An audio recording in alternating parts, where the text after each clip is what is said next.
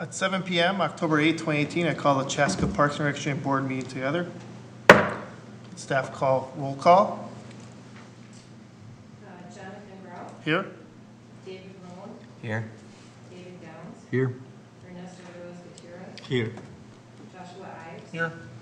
Lauren Mallow. Patricia Whitrock. Sean Olson. Here. Jason Branch. Here.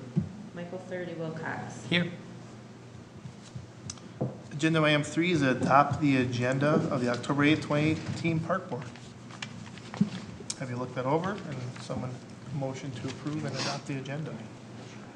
Chair, I do have one minor change to our agenda tonight, and it's mainly just pointing out item 6C, the bike-friendly community bike MN. I'll be updating you on that project, but also be seeking a recommendation to City Council tonight to enter into a contract to proceed with that project. So just pointing out that that will be an action item on the agenda. I move to adopt the agenda. I have a motion to adopt the agenda. Do you have a second? Second. Second. All in favor to adopt the agenda with the note that we will be seeking action on 6C, I'll say aye. Aye. Opposed? 4, visitor presentation. Seeing no one in the audience, I feel we do not have a visitor presentation today. So I will close visitor presentation at 7:03. And we will move to agenda item 5, approve the minutes of the August 13th, 2018 Park Board meeting.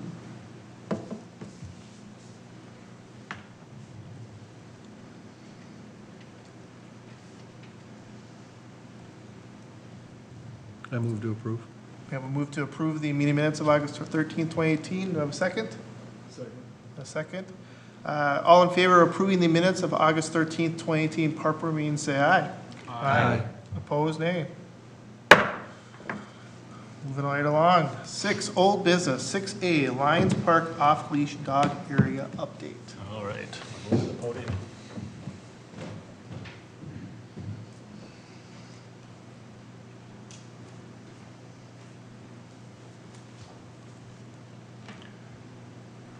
All right, good evening, Chair and Commission members. So tonight just got several updates on the agenda plan. And I thought rather than just listen to me talk, I would bring some photos with to share where we are at on some of the projects we've been working on.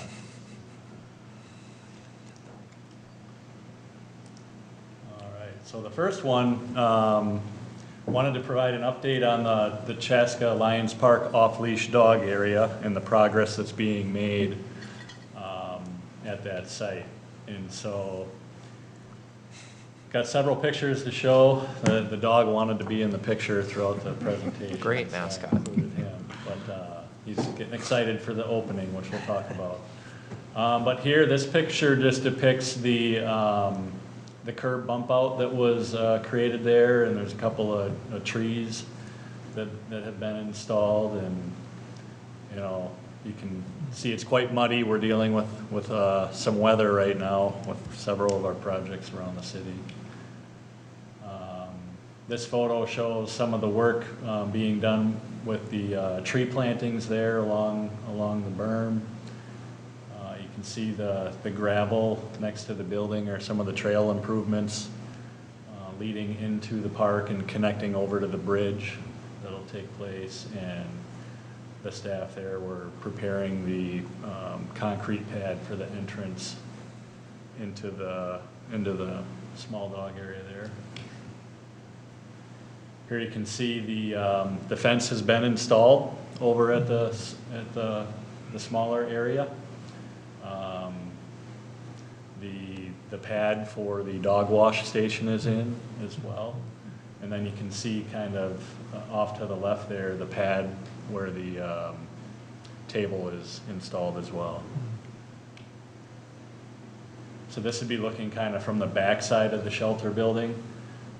That first kind of small concrete pad right in here, this is where the drinking fountain is going to be placed. And so we separated that from the dog wash station is gonna be just off of the entry gate to the small dog area. And then once again, you can see the picnic table that was installed. And then this is just a nice site, kind of, as you can see, looking into the park. So while we're calling this the smaller area of the two, it's still quite sizable. We were able to capture a good portion of that land there, and it's hard to see, but back in here, we were able to get the fence behind a couple of trees. So we're able to incorporate a couple of trees into the area that will provide kind of some shade and whatnot as well.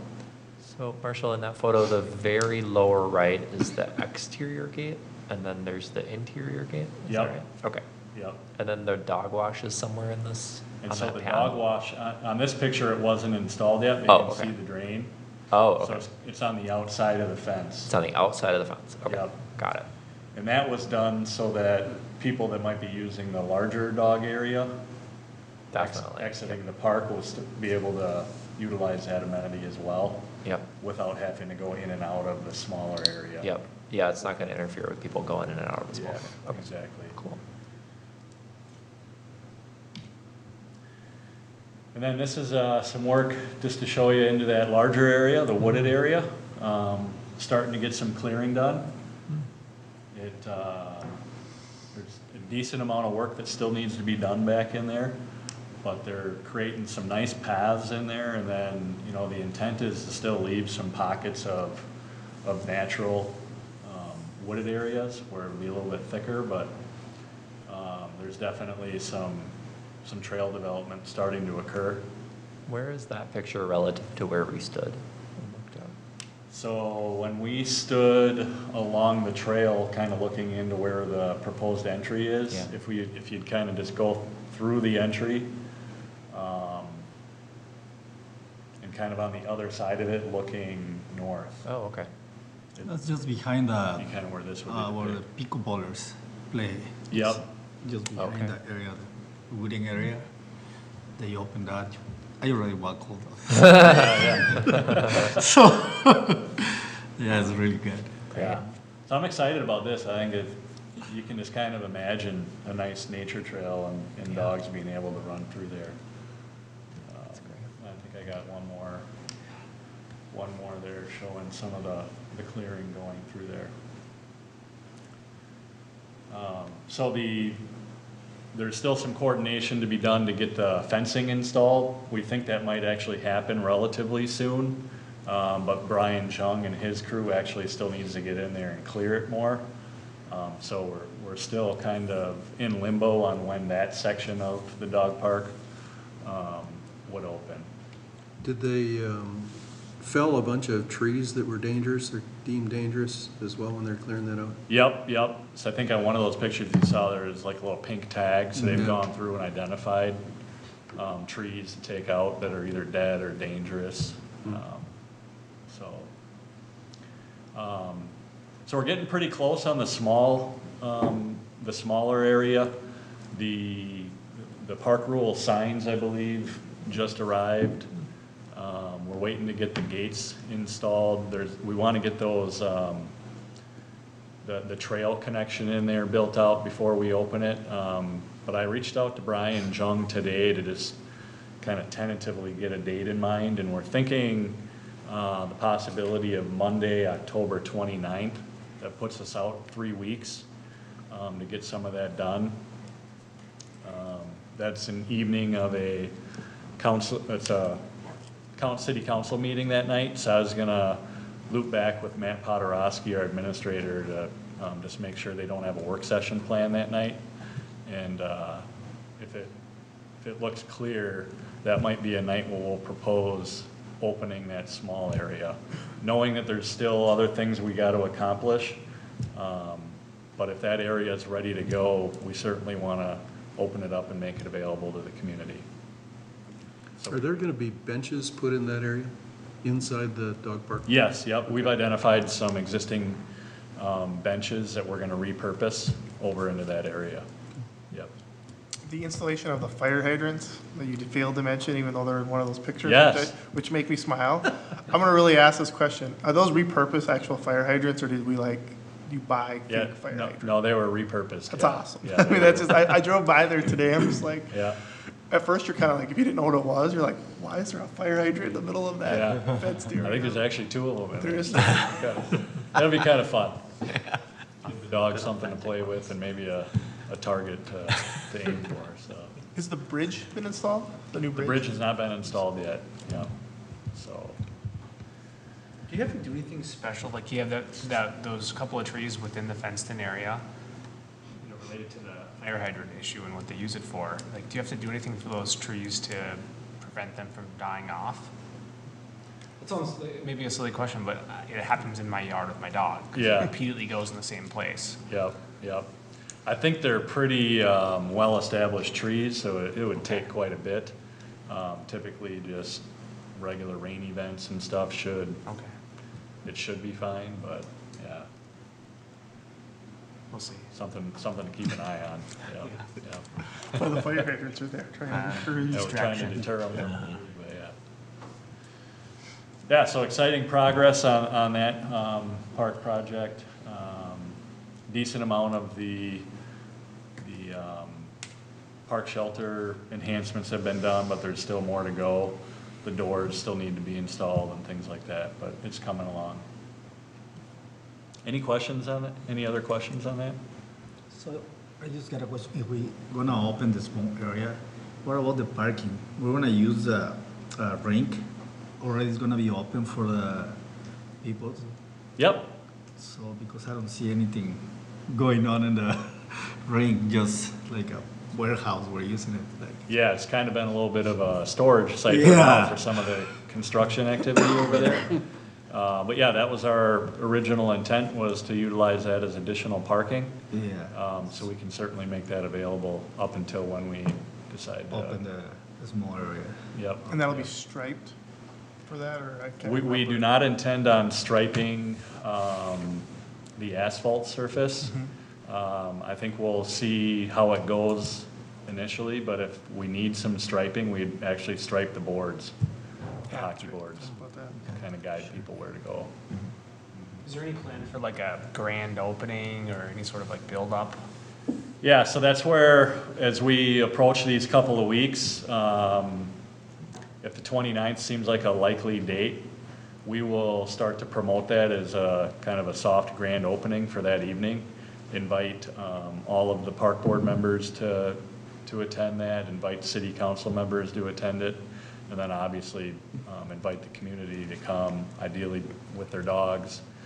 Have the mayor say a few words and open up the gate and let the dogs run, is kind of what I envision. And then if we want to do something a little bit bigger and grandiose, I think that would probably be more suitable in the spring when we know we have all of the facilities completed. So this would be a little bit more of a soft opening. Okay. Yep. Okay.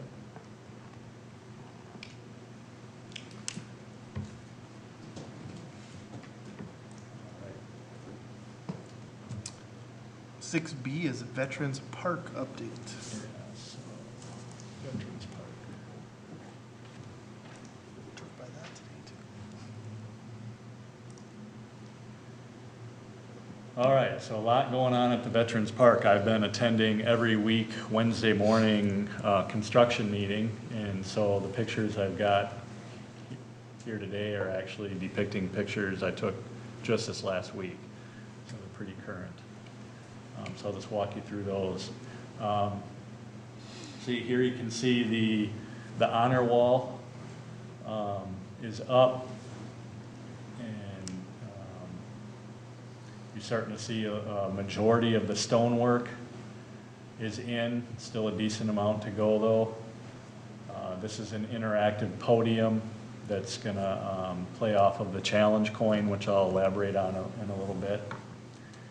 And then here are the columns, which I have another up-close picture where we'll be displaying challenge coins within the honor wall columns as well.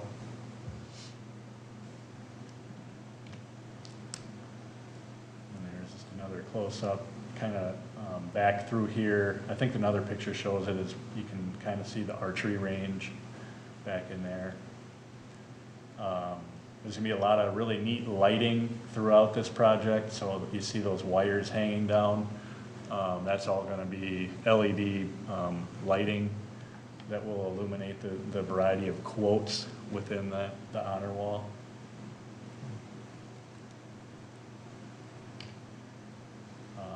Here's some up-close pictures of the columns within the honor wall.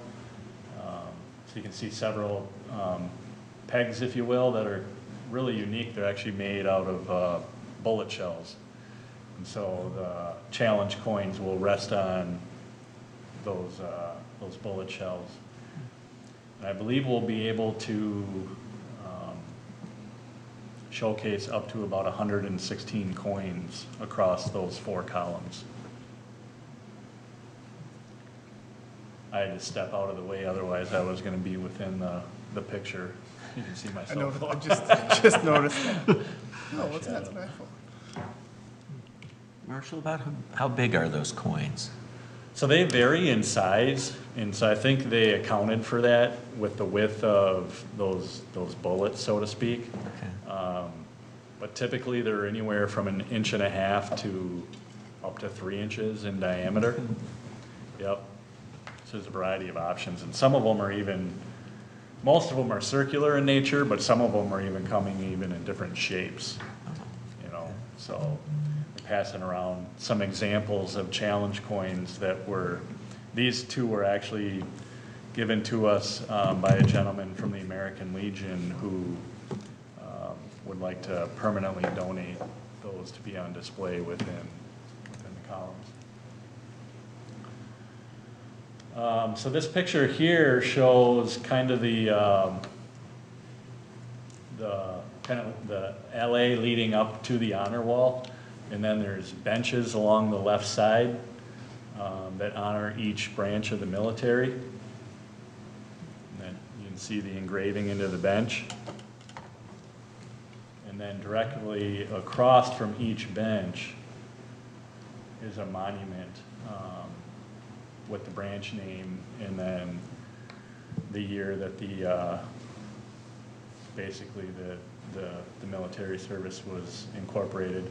And then on that monument, they still need to be installed, but will be large coins. So kind of playing off of that whole challenge coin theme. And so large coins will be installed on there representing each branch of the military. And then on the other side of that monument will be a flag that will have the flag bearing each branch of the military as well.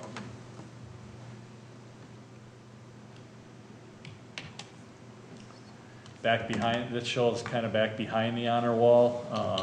You can see all those stakes back there are plotted for trees. So there's going to be basically kind of a memorial area. There's going to be a grove of trees. And then beyond that long wooden fence, that is the archery range back in there. You see trees, mix of evergreens and, I'm trying to think of my deciduous trees. Yeah, I forget what specific specimen of tree they allocated there, but I know it was intent to be a more reddish color tree, something with more color within its foliage, beyond just an evergreen. Like the ones at the new dog park. Those are very nice red right now. I drove by, I was impressed. Yeah. It's cool. Yep. Is the archery range going to be a bring your own equipment place, or is there a rental or borrow thing? Right now, it's positioned as a bring your own. Okay. Yep. You know, and then I think beyond that, there could be, you know, some programming that could be done where people that don't have such equipment could come and participate in a program and purchase equipment through a variety of partnerships.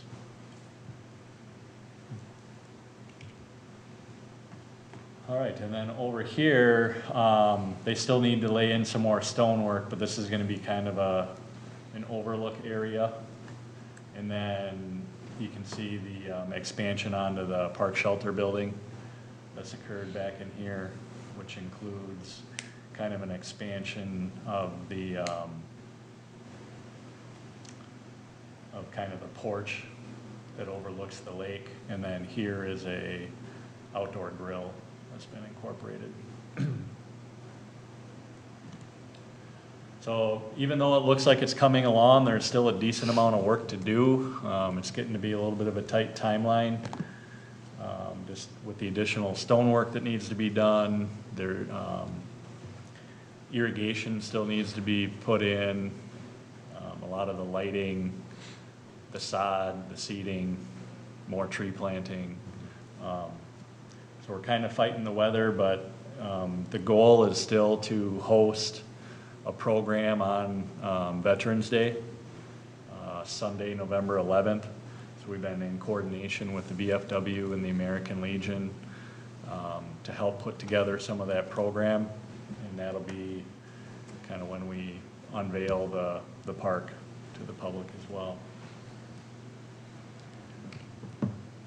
So that interactive podium I had showed you, this is a depiction of what will be on there. So this ultimately will be an etched glass display on that podium.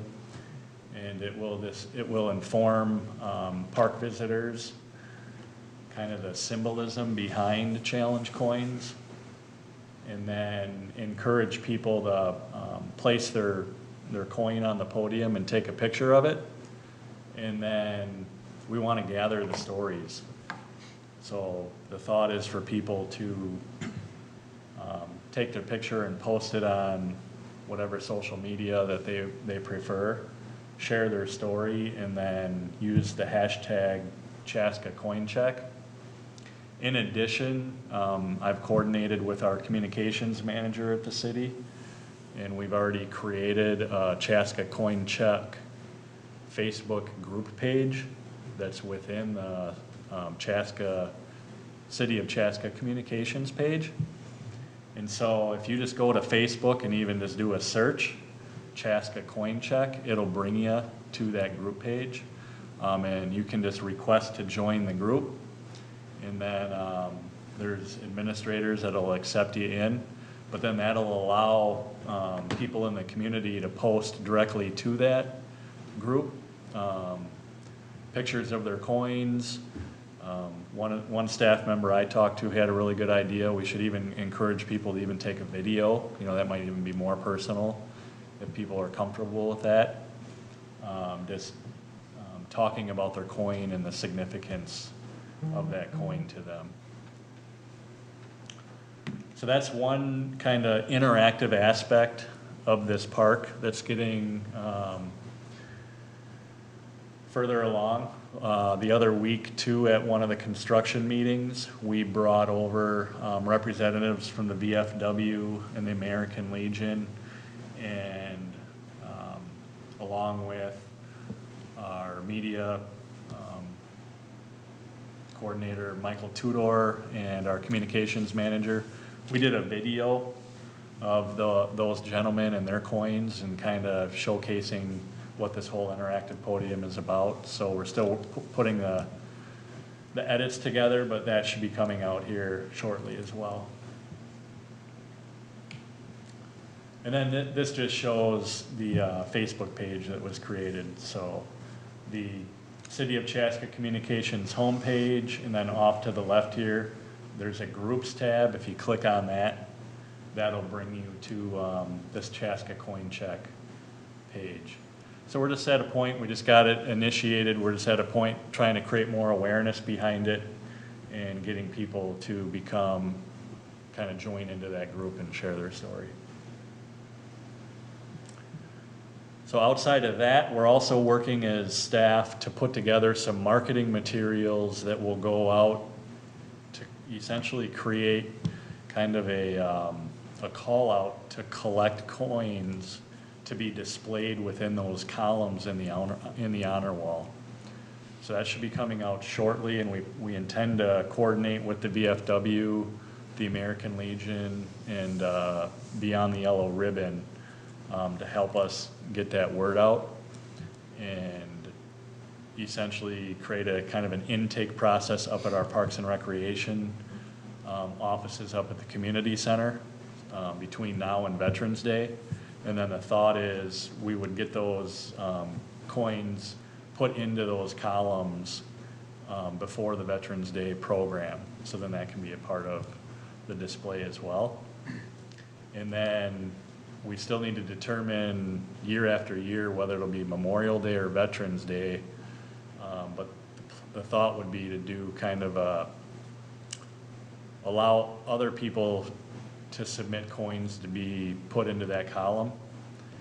And so every year there could be kind of a changing out of coins and kind of a ceremonial part of the program, if you will. And then the last thing kind of related to the whole challenge coin concept is we are minting our own inaugural City of Chaska Veterans Park coin.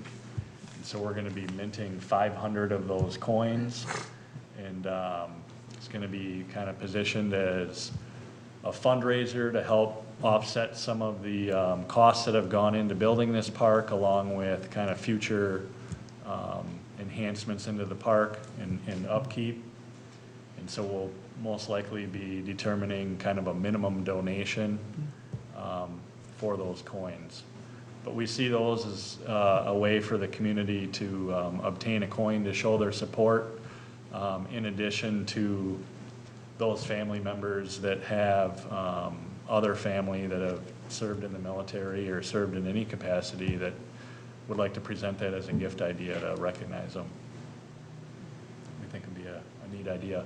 So worked with Hoisington to create a really neat coin that depicts the Veterans Memorial honor wall and then that star. So it really is, kind of resembles our unique park here in Chaska.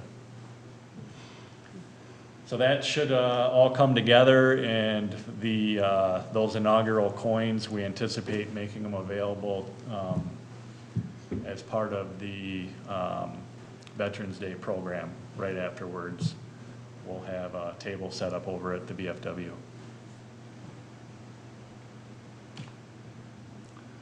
Any questions on the Veterans Park?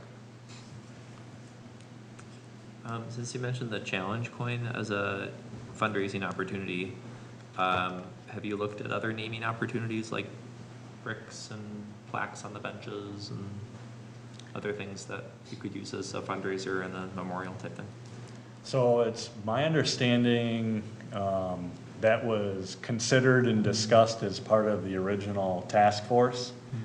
And then I think it got decided not to go in that direction. I'm not sure what the exact reasoning was. And so that's where kind of this thought of our own coin would be a way to kind of get across the same thing.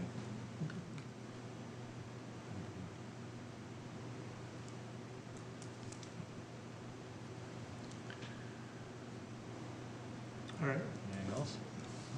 6C, bike-friendly community, Bike Minnesota. All right, so I brought this up in the past, and this was really stemming from the Bike MN conference that I attended earlier in the year down in Rochester, and heard about the opportunity for cities to be designated as a friendly bike community through the National Bike Alliance.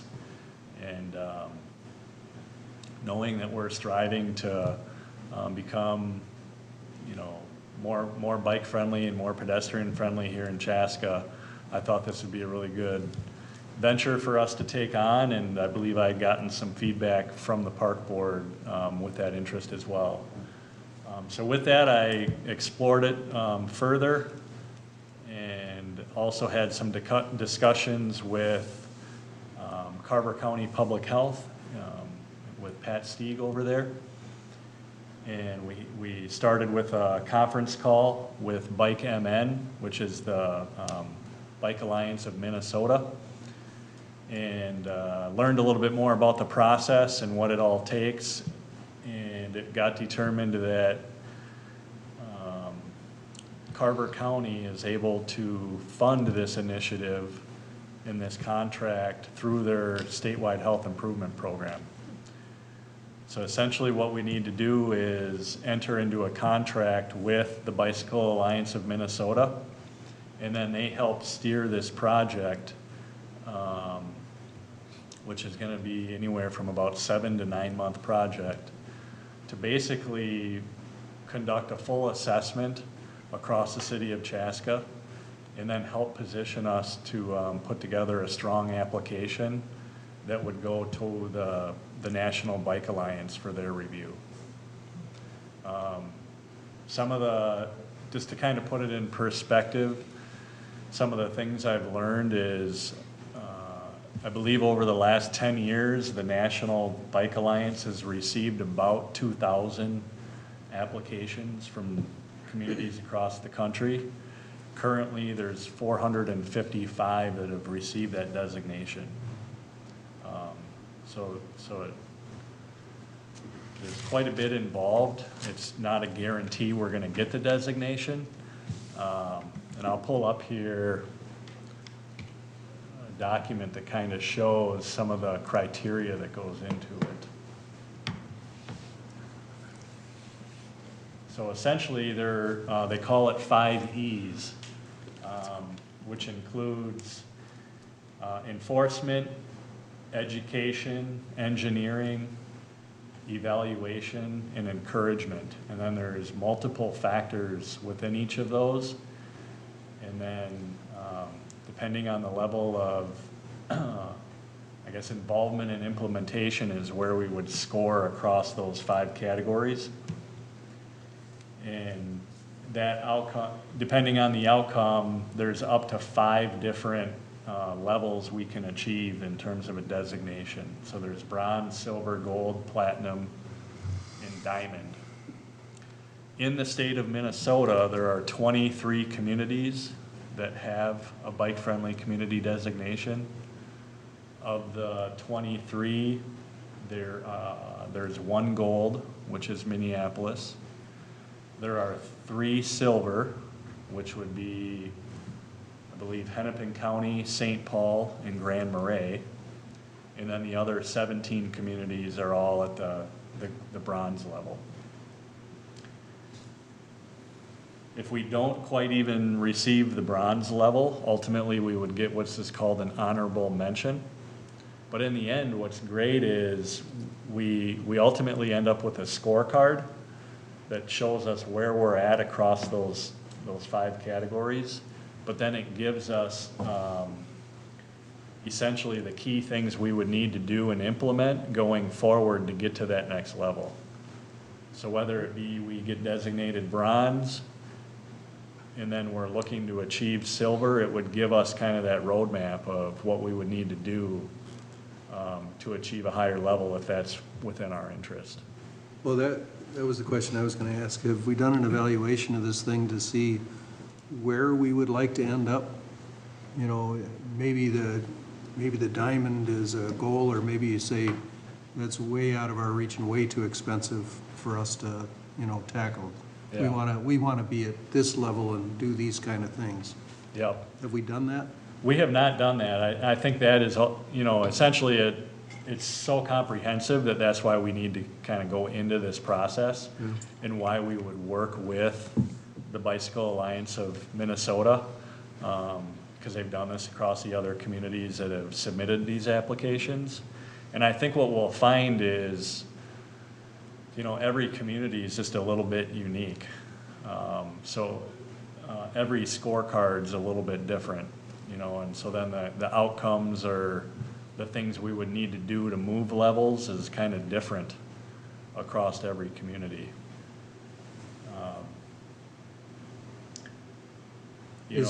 Is that information all online someplace that Yeah, so. we could take a look at it? Yep, so I actually have it pulled up here. So this is the, so it's bikeleague.org. And then you can do there's a lot of tabs here to dig into a lot of information, but there's this Bicycle Friendly America tab. And they give designations to communities, businesses, universities, and states. But the one you would want to go under is communities. And then there's a bunch of different resources in there. You can even look to see what other communities have been awarded the designation. You can view their scorecard, so you can start to get a sense of what's involved. Do we know if any of our surrounding communities are in this process now? So Jan, or- I don't believe anybody is in the process. I think the nearest community that's received a gold level status would be Edina. In talking with Bike MN, they were really excited to see the city of Chaska seek this designation, just because I think a lot of the focus has been more downtown urban focused, and then outside of that, it's been more kind of greater Minnesota focused. So we kind of fall within that outer suburb ring where there hasn't been a lot of designations. So I think we can kind of set the example for other communities to consider as well. So Marshall, I'm sorry, and apologies if you've discussed this before, but so the benefit of getting a designation like this is what? So it's like a marketing tool, or is it provide you and city leaders like a map to improve? Both. So I think in the end, if we get the designation, we would have some presence on Bike MN's website. And there are a lot of like bike tourist groups and things that will go to those sites and seek out kind of destinations for travel and whatnot. And they want to go to bicycle friendly communities. It gives us some marketing capability within, just to promote the fact that we're bicycle friendly. But more than anything, it kind of puts in some inherent priorities across the leadership and, even at the city council level, to give us some direction as we look to the future, to enhance bikeability and walkability, everything like that. So Marshall, from the time that they start the evaluation until they complete, what kind of a time frame are we talking about? We're probably looking at 7 to 9 months. I think the Okay. next application period would be end of July, early August of next year. Okay. And so the thought would be to get the contract in place with Bike MN, get that coordinated with Carver County, since they'll be funding the project, and then they'll be a part of the project going forward. And then tentatively, we're thinking of a November 8th kickoff meeting. And so between now and then, in coordination with Carver County, we'll be working towards developing a stakeholders group that would help be a part of this whole project. And so we'd be looking at involving some other city staff, such as police, that can kind of support the enforcement side of the evaluation. We may involve city planner and or engineer. We anticipate involving some representatives from the Downtown Business Alliance. We'd like to involve some community members. There'd be some involvement through Carver County, public health, and possibly engineering. I'm trying to think of what else. We'd try to involve Michael's Bicycle Shop. Oh, and then another big one would be community education and the school district would be another important stakeholder. And then I would ask of 1 or 2 park board members to be a part of that stakeholder group as well. And I assume some park staff? And some of my staff, yep. Yep. So we'd set up that stakeholder meeting. Representatives from Bike MN would kind of steer the project, and that's where we'd learn a little bit more about the process going forward. There's several different biking organizations in the area, I assume, that are, this, Tonka thing that they had not too long ago with that got canceled because of the weather this year, but, those types of groups, and the group that's doing the off-road Yeah, they'd be trail another, things, we'd want. would we want to reach out to those kind of groups to be able to give us a hand of what the serious bikers are really looking for? Yep.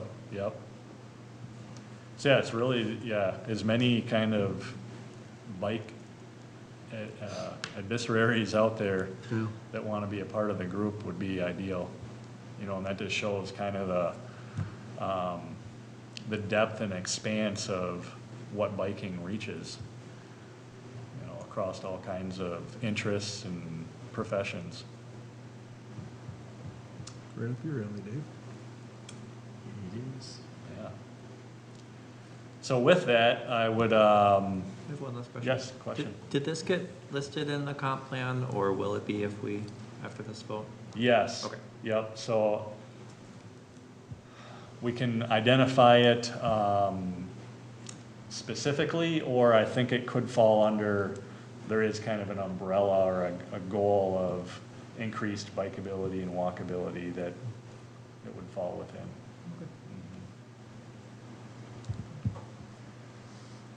So with that, since it would require a contract, I would need to get a recommendation from the park board tonight that that the city council essentially authorize the city to go into a contract with Bike MN. What does it mean to be in that contract? I mean, is it fees and payment? It's fees, essentially, yep. Okay, and they're. And so we're essentially seeking the services that Bike MN would provide to kind of lead us through this project, to position us, to best position an application for us to be submitted to the National Alliance. How much do the fees run?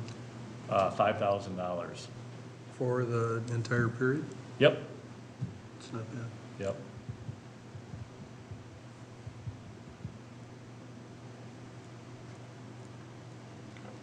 Any other questions? So we need a formal motion and a second. I don't know if you have anything wordsmithed. Let me just quick put one together.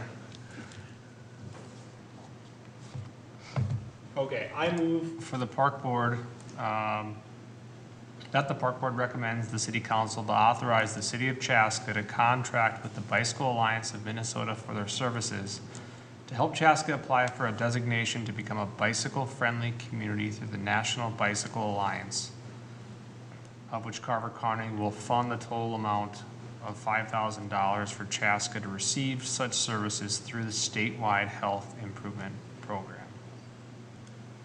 Thank you. We have a motion. Do we have a second? Second. Second. Any further discussion? All in favor of the motion as just read, say aye. Aye. Opposed, nay. Motion approved. Nice job, Josh. Good at words. Got the Nick Mason. 6D is City Square West update. Take to the podium.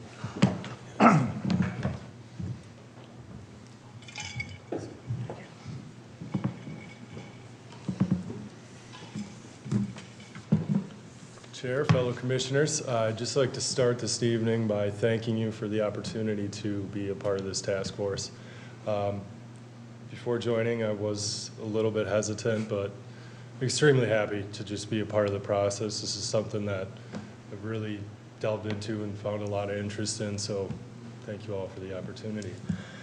I'd like to start off two major points that we've been dealing with on the task force as of recent, and that's the relocation of the library, and then just a general layout and going over a few concepts for the city square setup itself. So I will start with the library. And I asked Marshall to slot me for 2 hours tonight, but he told me to cut it a little bit shorter than that. Thank you, Marshall. So we'll start here, and you know what? I don't think I have an overall Chaska city view, so you can kind of get the idea of these places, but I'll kind of, with your knowledge of the city already, and if I can fill you in on anything. Site number 1 would be the Moravian Church site. Now this is right off of 4th Street. City Square Park is here. Now this would actually be a joint venture between the Moravian Church and the Chaska, or the new library.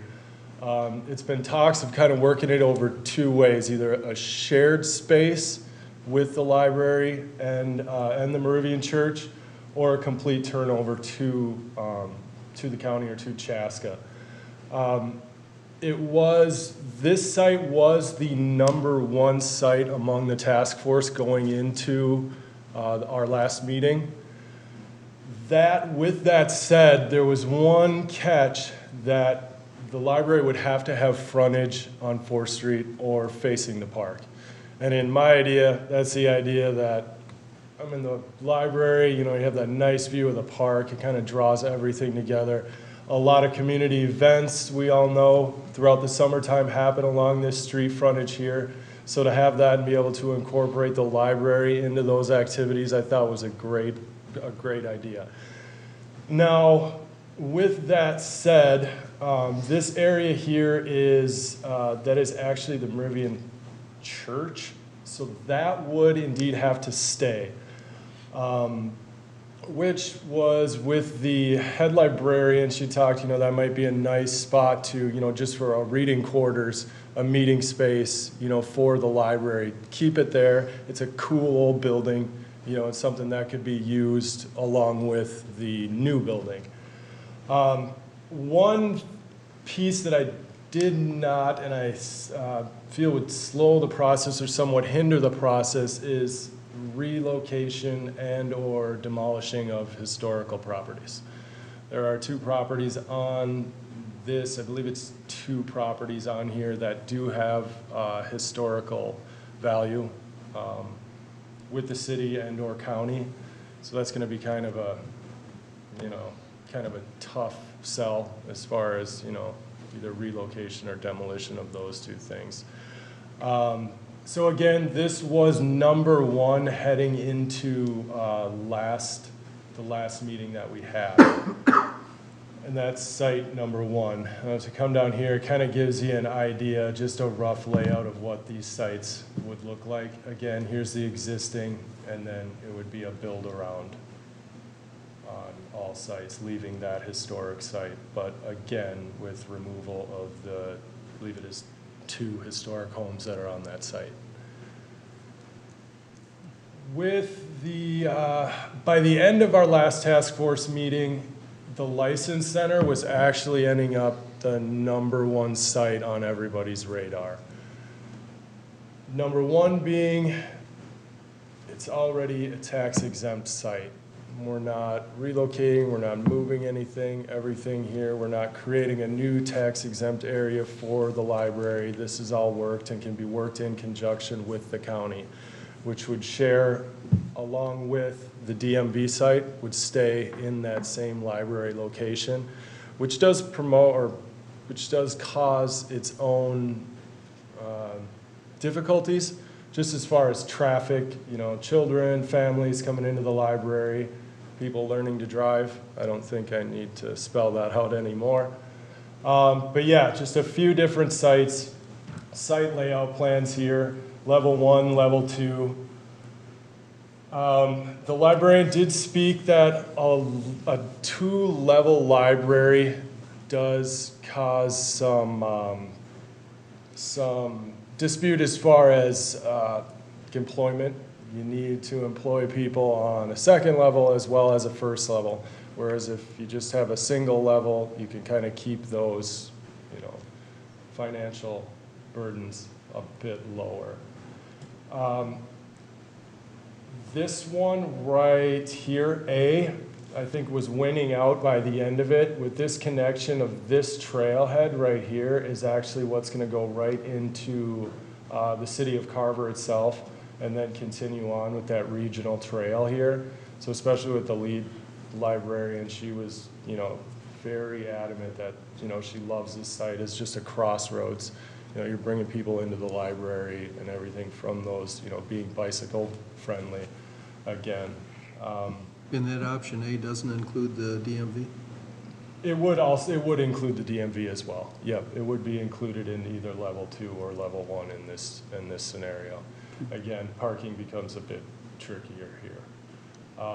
All these different, they're all fairly comparable as far as square footage for the new library locations. That's between all 3 of the locations, there at the Meridian Church, the License Center here, or option number 3. And again, sorry, I kind of breezed over this, but this is just, and all these diagrams and stuff are available on the city website too. If you guys want to take a little bit closer look, you can email me any questions. I'd be happy to answer them. And then there's the Guardian Angel site. So this here, this area here, again, we're getting into their existing homes in here. I understand progress, but I'm never a fan of tearing things down and moving homes if we can escape that or bypass that in any way. Other than that, this is a great site. We'd be able to allow green space, obviously plenty of parking and more green space along the backside, maybe potentially playground material or playground apparatus in this area, which that part of town could very well use. But again, I believe just as far as location to the new City Square West project, and just to keeping those municipal areas, the library and everything kind of in that one spot, I believe that the License Center at this time is number 1, be it A, B, or C. That's kind of the one everybody is leaning towards at this time. So, any questions as far as the library? So the Moravian Church, will that still function as a church, or is it going to be just an annexed building of the library complex? And that's mainly, as far as I've been told, that's what that's used for now, is mainly just their business practices outside there, kind of the word I'm looking for escapes me, but what was that? Administration. Yeah, administration there, thank you. Okay. Thanks, Michael. Yeah. Option A on that one with the licensing center, Yeah, go ahead. it doesn't appear to have any parking associated Yeah, with again, that one? that would be here, along this side here. Hard to read there. Just street parking? There's not going to be a Yeah, parking lot, though? street parking here, yes. And then on the Guardian Angels, that would actually be a ramp and underground parking on this one here, and then obviously above ground here.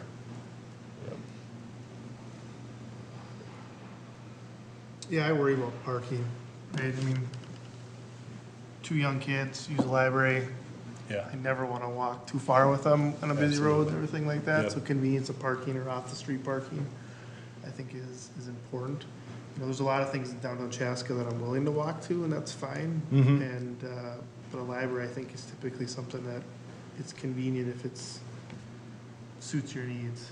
And you could park close. absolutely, yep. Jason, is it safe to say that most all these proposals wouldn't have drawings that did not have in there what the experts seem to believe would be adequate parking? Correct, yes, correct. Yep. Yeah, they have, and again, this is all preliminary. I mean, we're still going over, it could very well, I mean, as far as I know, I could show up to the next meeting and there may be another potential site. But this is really now getting hammered down to these 3 potential sites. So when they're looking into the parking and all those aspects, those numbers are really getting hammered down. But at All this time. 3 of the sites you said were adequate size-wise to Yeah, satisfy? yep, they're right in the same area. The head librarian's also on the task force. She is very happy. She's just, again, Is it a- focused on keeping it one level, at least the library itself on one level, just for staffing. Is it similar in size to the library now, or is it significantly larger? Larger, yeah, it would be much larger, yes, yes. It's probably not part of the task force, but what is the plan for the existing library? Does anyone know?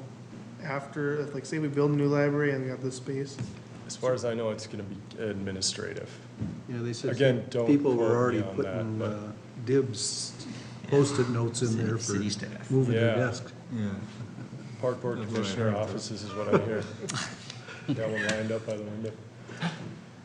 do you know, when you say top options, you know, so they Yeah. have the open house and people put dots on there. When you say top options or the top choice, Mhm. was that the task force top choice, the public's top choice with the dots? All of the Or- above. Okay. Yeah, yep, yeah, that takes everybody into account, not only the task force, but also public input as well, so, yep. But. And now, with that said, going into last week's meeting and the public input, the Moravian Church was still number one, with the stipulation that we would have frontage on 4th Street, right here, facing the park. And then task force, after our meeting last week, the task force itself was leaning towards the licensing center site. But actually, they don't really know which one for sure they want. It's just like, now it's like just trying to see what is the best place. Exactly right. That's, So all this is just like you said, next meeting, nothing of this is gonna matter if they change everything. very, very well could, yes, very well. Before these three were narrowed down, there were two other options available to us. One was the hotel spot on the river over there. That one was pretty much nixed right away. And then, escapes me what the other, but maybe it was just those four. But I know the hotel one pretty quickly was wiped. Is there one by the Slate. courthouse? What's that? Is there one by the courthouse? I can't remember. Maybe So I not. think it was all I think fairly the central. fifth one was City Square West itself, wasn't it? That's right. Oh. Thank you very much, Yep. Mr. Olson. Thanks. Yes, it was City Square West itself.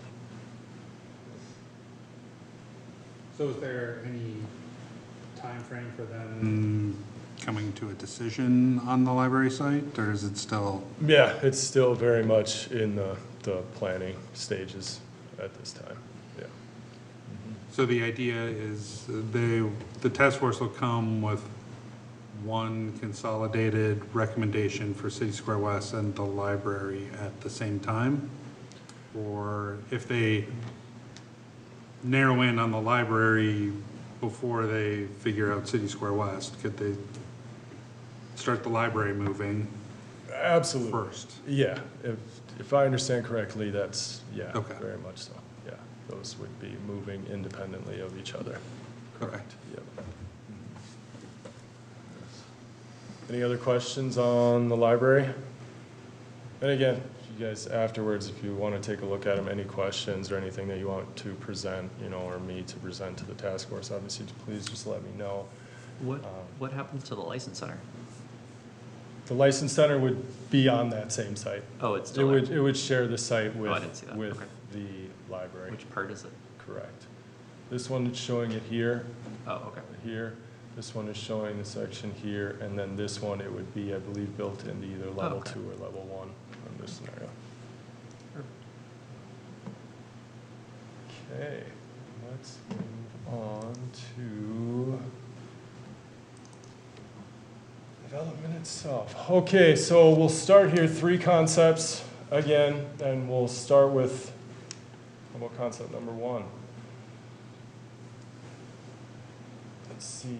Okay, now, where we started, before we came down to these 3 concepts, we had one main concept, and that showed us an open paseo here, with this space here either being private for residents, which is this section here, will be residential, at least positive on the upper levels. And the first question they presented to us is, this space here, would we like that to be publicly owned or allow the builder to keep that private? Came back, everybody wanted it to be a public space. I myself did agree with the public space, though I did battle it back and forth in my head thinking, okay, a nice space here that's private for the residential could possibly really drive that residential, you know, as an option. I want to live here because I have this nice private space here.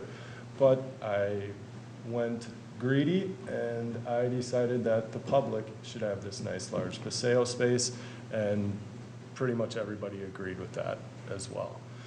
So then moving forward from that, they created 3 concept designs. Now design 1 just kind of plays with, and this is the stage that we're kind of at now, and what they're really asking from the task force is just how we want to develop this center paseo area. Everything else generally is still just kind of a ball of clay. Whether it be these 2 buildings here, it's zoned for commercial lower on both of these, commercial with residential above them. Now, do we go 2 stories of residential? Do we keep it a single-story residential? All those things are still up in the air. So what we're basically now trying to nail down is making this space useful for the community, now that we've deemed that we would like this to be a public space. So this one here, I know it's going to be difficult for you guys to see, but again, this line right here just shows this is actually a raised area in this portion. I wish I could zoom in on here. But this is actually raised, so this would be a staircase here. So then you're moving through the space and then up onto a platform or stage area. The task force and the public had discussed and would like a stage area just in general in this space, whether it be for band concerts, you know, theatrical plays, and things of that nature to have in this space and to have that stage space. We all agreed that that would be best. So again, throughout the designs, it just kind of plays with that idea. A little bit smaller here, still a raised stage space. Down along these edges now, that is also being played with as potential art space, and that's the group that they're working with right now is Art Space, and that's a group who did a project down in Hastings where we provide low-income artist housing in this space. So an artist come, they live there. A lot of different times they'll have this lower level right here. The artist homes will actually open out into the paseo itself, so they will have a residential as well as their own little commercial space to sell or hold classes or anything like that from their own little residential space. Now, with the art space group that we're talking with right now, they haven't, and don't quote me on this, but they haven't done something of this large a scale. So it could very well be that Art Space, being the group that develops with the artist, and the lower level would maybe take a portion of the housing, and then the rest of the residential would be through another builder or another group. And that, again, is still very much up in the air. There's still a lot of things. Art Space is doing a lot of, running a lot of numbers, reports, kind of getting back to us as far as what's in the area, where the interest is in the area. They met with the Eastern Carver County Art Consortium, and they expressed a demand for more of a meeting space for them. A lot of these people, it was a large, 40 plus people, hadn't really even met each other. They didn't know of the artists that are in the area. So we felt that bringing these people, the artists into one spot, our community can only benefit from this. But again, nothing very much set in stone here. Everything is just kind of being worked out, checking demographics and all those fun items. Back to number one, main differences in a lot of these, again, just focusing on the Paseo space.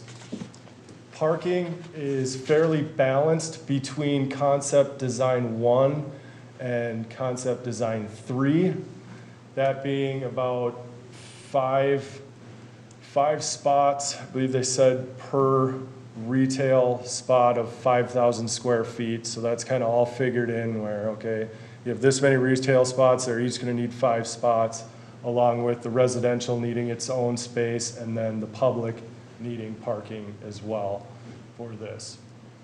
Concept 1 and 3, again, I said balanced. Concept number 2 leaves a 30-spot surplus, and that's after fulfilling the needs of residential, retail, and then what's scoped out for public use. Concept number 2, again, brings in just a smaller stage area here, kind of creates more of a view line across through the, to City Hall in this area, and I believe just kind of opens the space up a little bit more. As you can see here, this staging area just seems very closed off, where here it's kind of flirting with the idea of just kind of opening this space up as much as possible. What we're really looking for, and then 3, speak at will here, is not really one of my favorites. I believe that this whole, the wall here, the upset into this area with the steps into this area, I think keeping the area as one is better than creating 2 separate spaces. One of our major, besides the general layout of the Paseo itself, is what do we do in here when we have this large space? We're shooting around ideas now for winter time. Obviously, summertime is easy. People will come down in the summertime. It's beautiful out. What do we do in the winter time that's going to draw people into this space? It's been thrown around Winter Carnival. So was looked at. Boston does one month-long, and I know Holidazzle down in the cities, but setting up a month-long deal with little shops where it would draw people in for that, the whole month of December, or starting with Black Friday and through the holidays. Ice rink is a lot of talks of an ice rink in the center in the wintertime, flooding out a large portion or a portion of this for ice skating. With that known, we know we have Fireman's Park, where that obviously is cleared for ice skating. But when you look at different skating rinks and those draws in our neighboring communities, an area with ice skating where it's nice, clean, Zamboni'd ice is a much bigger draw than, skating on a pond, because it's rigid and it's natural. So that's kind of, I would say, leading the pack with most people talking, is to get some kind of ice rink going on in the center in the wintertime, along with that, with kind of a holidazzle type theme, again, on a reoccurring basis through maybe a month-long session for that to happen. So any ideas, again, you guys please shoot me emails or anything. I'd be more than happy to bring it back to the task force. If anybody has any ideas now, I'd be happy to hear them. Let you mill it over. But yeah, so again, still, there were talks of a rooftop restaurant in this spot right here, which everybody is all in favor for. Right now, it's not. That idea was kind of passed over, but at the task force, we're not quite ready to let that go yet, because we think that would just be a great draw down there. I mean, in my head, I have Brits Pub, 2 minutes from my house, so I like the idea. Yeah, and that's you know, we could get into, it's tough at this point. We're at right now with the task force as far as residential, what type of housing it's gonna be, who's gonna represent the building, and just the building itself. All that is kind of, again, how many residential, will art space or this art space group, will it come back with them saying, yeah, this is a great area, we can probably do this many spaces, are they gonna wanna do all of them? Or are we willing to divvy that up between the two? So at this time, that's kind of where we're at with the task for City Square West. Any questions from the board? So do you know what the approximate dimensions are of that center space? It is about 1 acre. No. Yeah, I believe it was close in this area, right in here. I believe they had said that last time. I think I have it in my notes. Let me grab it. Give me 1 second. I have it written in my notes. So I can give you an exact number.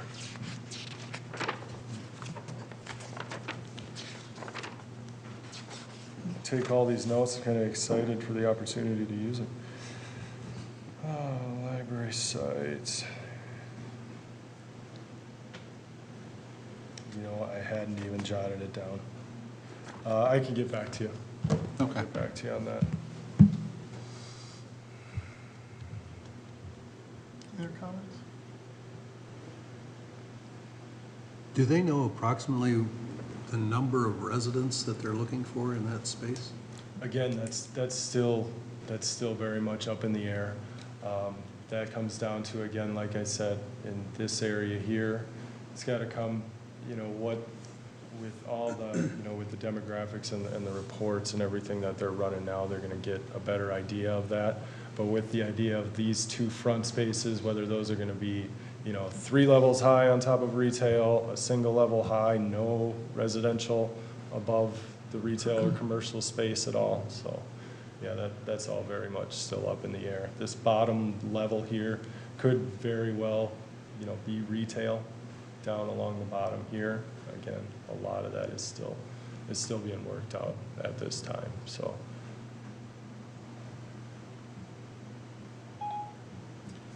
My only thing I was a little surprised that I would have, I mean, I understand the stage. I'm just trying to think, if I'm living there, is it a draw to have a band playing during the day? I that confused me. I mean, again, just feedback. No, yeah, absolutely. Because, you know, if you're trying to attract a resident there, I mean, I'm not talking like nighttime. I'm talking like even during the day, people at your house, people visiting you, and there's this band playing.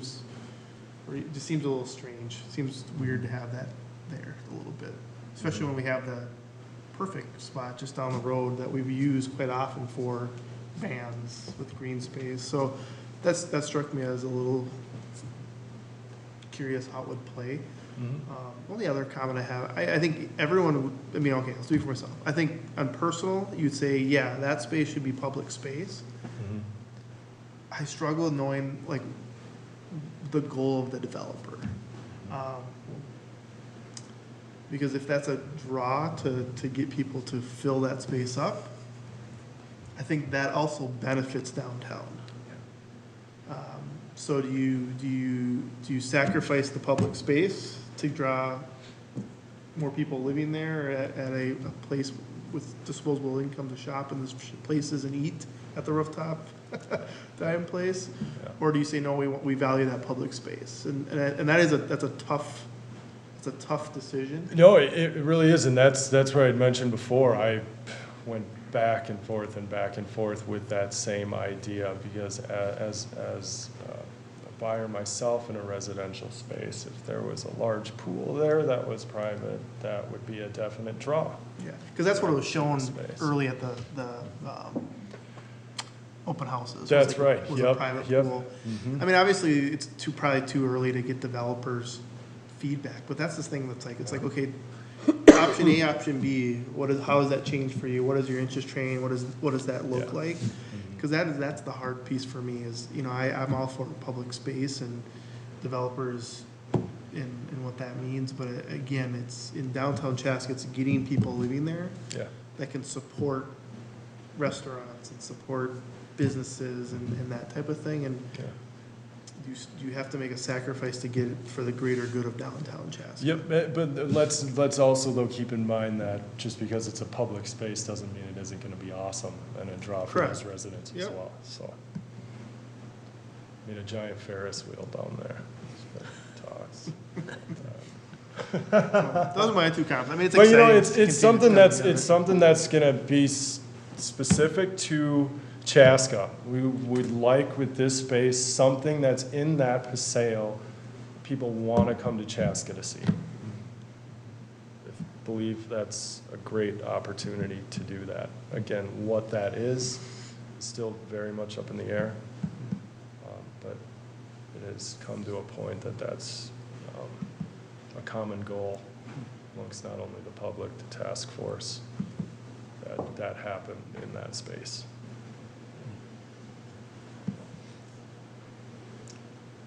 Any other questions at all? Nope. Is Thank there you easy again on- for the update and for representing and updating us. Thank you guys again for the opportunity. Thanks, guys. That brings us to agenda item 7, other business, director's update.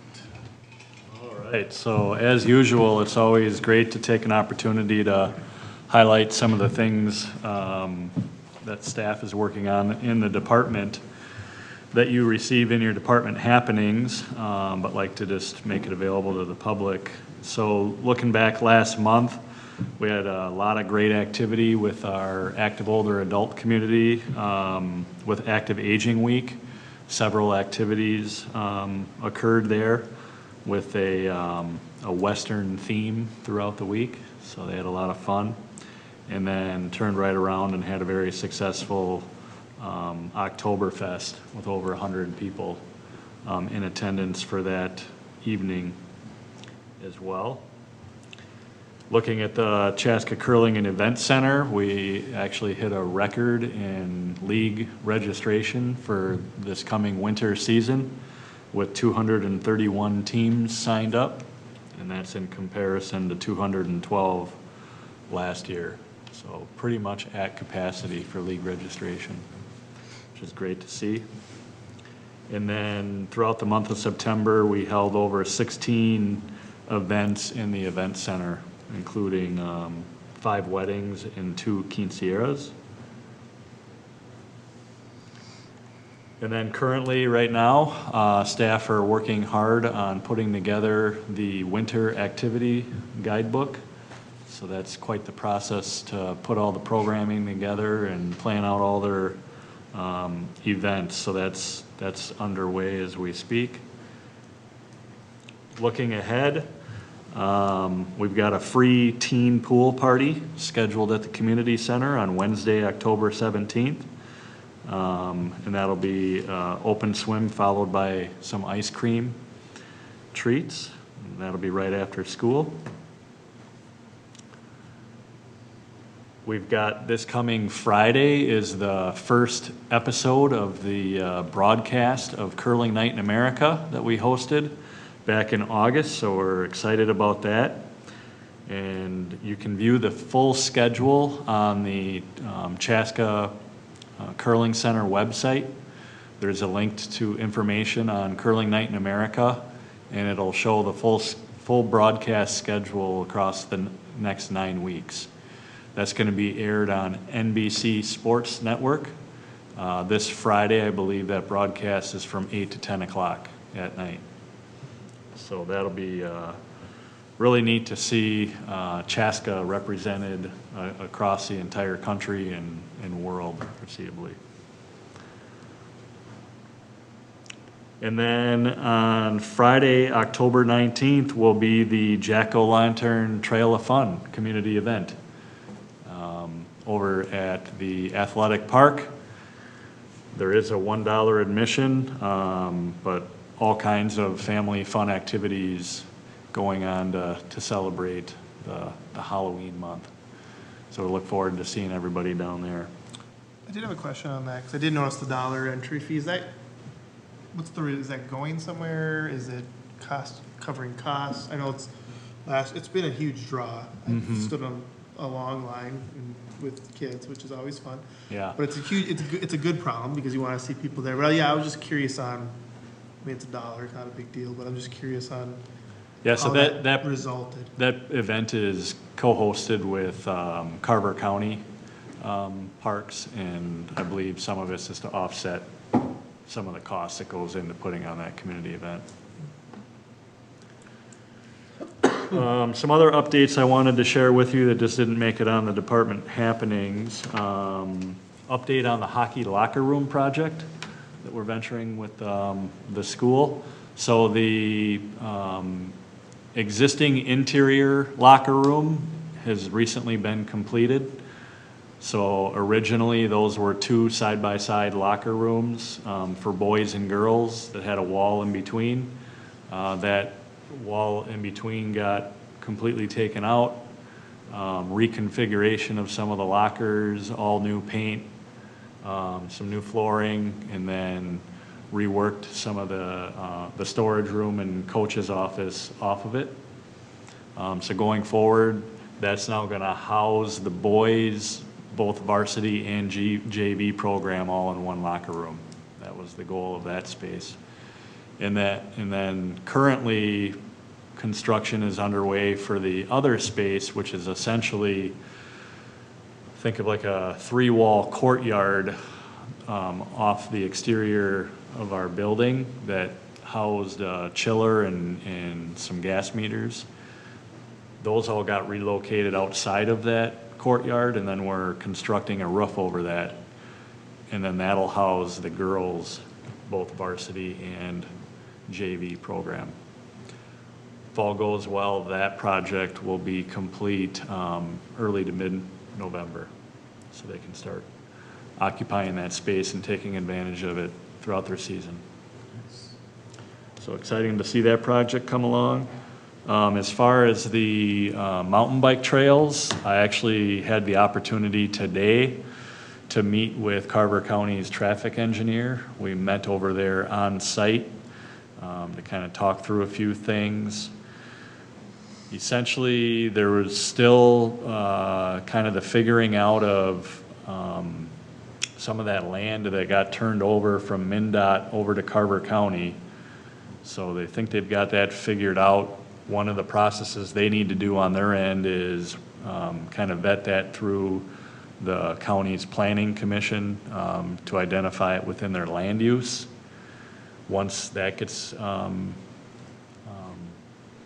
situated, I think we'll then be in a position to bring this forward to our city council, essentially ask them for a resolution to move forward on obtaining limited use permits via both MnDOT and Carver County.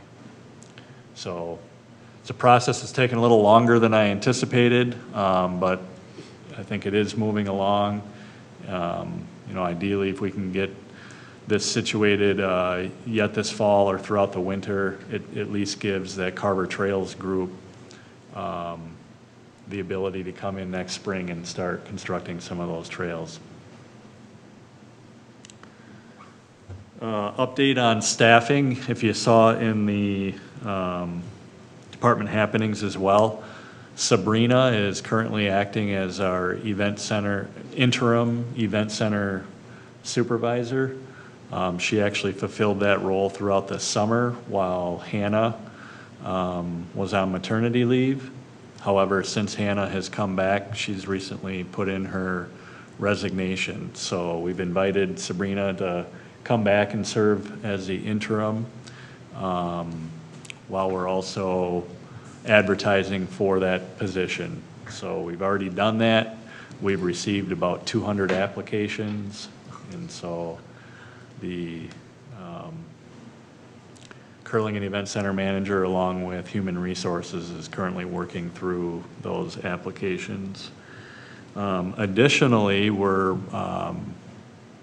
advertising for 2 other full-time manager level positions within the department. And so that's going to be a community center manager, which If it isn't, it should very soon be advertised, and then shortly after that, we'll be advertising for a recreation program manager position.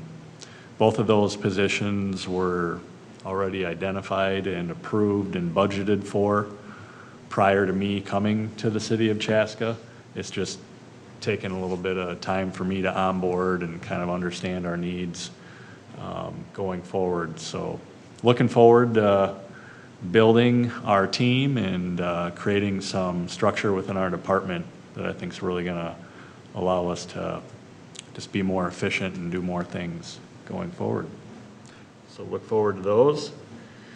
And then lastly, just a reminder, as we look ahead a couple more months at the December meeting, we're going to need to have discussion and a recommendation amongst the park board to seek a recommendation of city council to appoint a new chair and vice chair.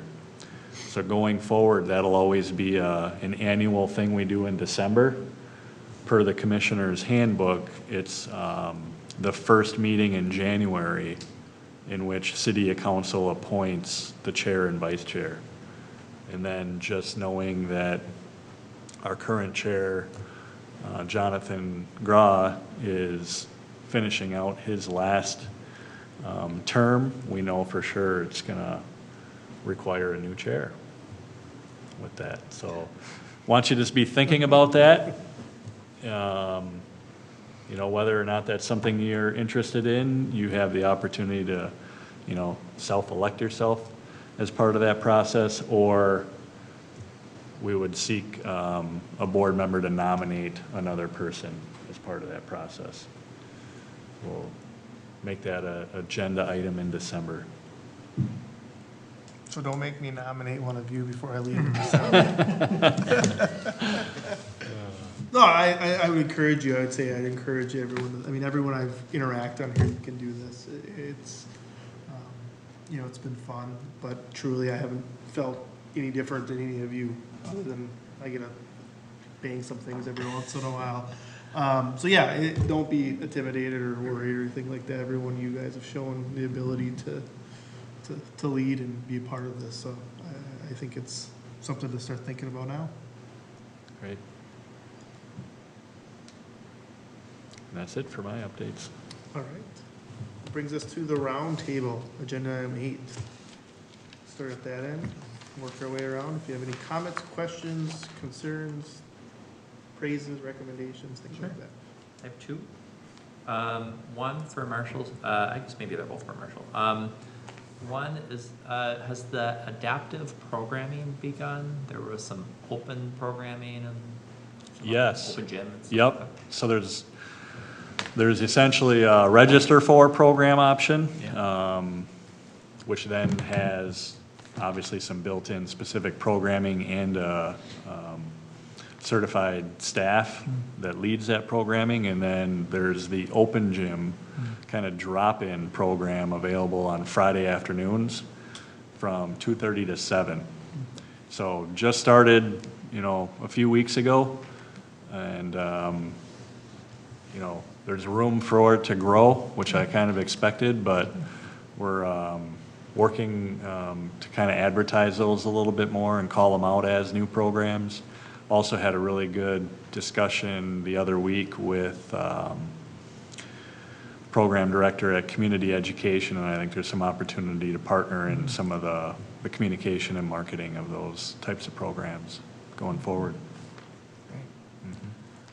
My other question was around whether the Parks Department or any other part of the city has ever employed, well, so there's lots of, I see lots of like surveys and other mechanisms to gather input, and I was wondering if the Parks Department or the city has ever employed any formal consulting agency or some kind of company that specializes in research and evaluation. Do you do that now, or has that ever been done in the past? So I know, for example, the survey for the comp plan. Yeah, I think it's typically been done with consultants like Hoisington. Oh, yeah. I guess I'm not exactly sure if that's like a specific expertise Yeah. as far as the research and evaluation goes. I know one thing that I've been interested in looking at, that it turns out they actually have this capability at Hoisington. I think they recently obtained the program, but I'm drawing a little bit of a blank on the specific name of it, but it's like social pinpoint or something like that. But it's all around community engagement, and it has much more of an online presence. It's very interactive. So I just think as we look ahead and think about community engagement, there's more ways we can do it. Yeah. And other than picking a single date and a single facility, because that sometimes people can't make those, so how can we create more ongoing opportunities? But I had learned that Hoisington recently has that capability, so I think that could be something we look at into the future. Yeah. I used to work in a museum, and now as a consultant, I consult with a lot of museums and zoos and those kinds of places, and they, more and more it's becoming the standard practice that when you're developing a new exhibit or a new part of your building, there's research and evaluation that's built into it, and these are nonprofits that are often working with funding from, like funders, foundations and things like that, and they require research and evaluation. So there's a whole body of practice that's built around designing surveys and other methods that like appropriately get a good sample of people and ask the right questions, and then you use those to inform the process, and then you evaluate yourself at the end, like did we improve the situation that we surveyed at the beginning. So there's a whole body of stuff around there, and it'd be really interesting if there's funding available, if it's of interest, to see if any of that's applicable to some of these ideas that we're coming up with for the comp plan. If it's something that we can incorporate into what we do. So Yeah, and I'd be happy to get any, if Yeah. you've got suggestions or ideas Yeah, I have- of such yeah. professions. I know, looking more broader, the city just recently undertook a community-wide survey. Yeah. And that was conducted through a company called Decision Resources. Oh, okay. And those results were just presented to the city council about a month ago. And that's something that the city does, I believe, every 5 years to just kind of make sure that we're on track, kind of community-wide, with a variety of different types of questions that helps kind of support future planning. Yeah. So I think it's being done, but possibly could be looking to do more, or get more specific on park-related stuff. For sure. What were you gonna mention? Oh, I was just gonna mention the citywide survey. Oh, yeah. Cool. And I know that particular company also does surveys for the school district as well. Oh, So okay. that particular company has a lot of expertise on our community in this area. Yeah. So- Yeah, and I think they're the same company this Chaska's used for like 20, 30 years, Oh, so. wow, okay. It's got a lot of good historical data that some of it they've kept the same to be able to measure across time, which has been good. Perfect. Yep. Thank you. Yeah.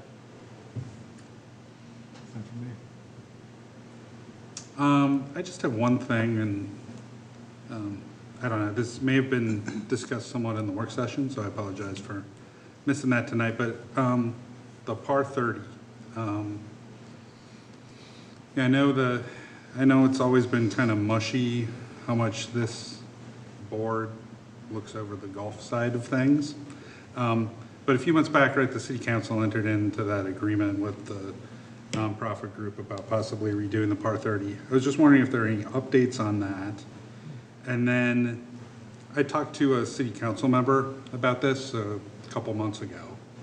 And they reiterated to me that, the fact that they made this agreement with this group wasn't binding, and there were, they could choose next year or whenever the decision point is not to do it. So I guess the question I directed to them was, okay, well, what other options are we looking at then? Because if we're facing this crisis point with the financing for the PAR 30, we need to have some options in addition to this other group. And so I guess I was wondering if there was any work going on related to developing other options, or are we just putting all our cards on this one area? So again, I don't know how much of that is within our purview or not, but I just wanted to raise that as an issue and something that somebody I think should be looking at, because I think there are more than just one option for the future of the PAR 30. So. Good questions. So let me try to unwrap that a little bit. I think it is a good question to kind of, we'll have to figure out, and I'll need more direction on myself, is kind of how much this park board has a say kind of with the specifics of that PAR 30 course. Because I mean, I get from the public's perspective, it's recreation, but ultimately it's its own separate department within the city, and there's another director that oversees that operation. So I just want to be respectful of that. Yeah. I have not gotten any updates really as to how much further along that concept has moved forward since that last presentation at the city council.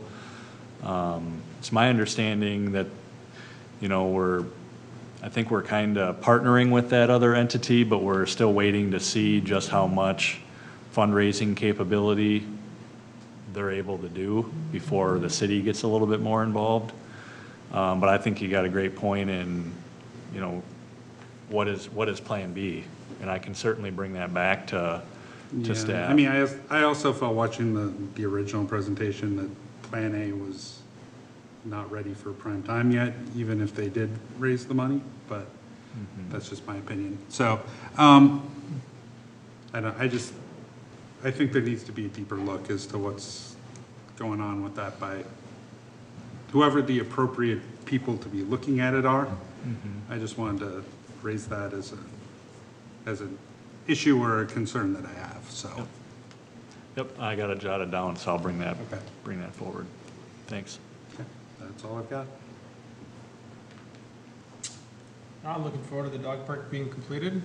We went to Minnewaska this weekend, and I just thought that it would be really nice to be there in about a fourth the amount of time, so I look forward to that.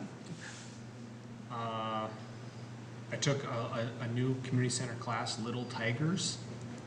So if you've never watched 10 4-year-olds attempt to do martial arts, you should. Hopefully one of them is your 4-year-old, otherwise it gets weird, but no, it's really fun, so that's a good experience. Great.